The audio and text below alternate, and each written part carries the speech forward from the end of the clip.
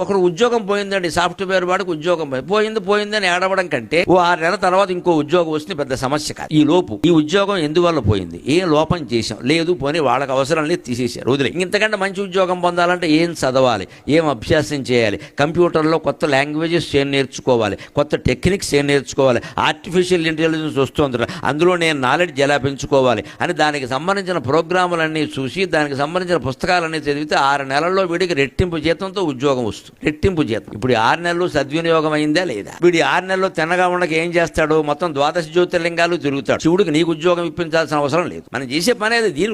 నీకు ఉద్యోగం రావడం శివుడికి ఏం పని ఇక్కడ? అది పెద్ద విషయమా? నువ్వు కూర్చుని చదువుకోరాదా? చదవడం అక్కడి నుంచి చేయి చూపిస్తాడు, కాలు చూపిస్తాడు, నాకు ఉద్యోగం ఎప్పుడు వస్తుంది, ఉద్యోగం రాదు తర్వాత వస్తుంది. మనం తెలివితే 6 నెలలు ఉపయోగించుకోవచ్చు కదా.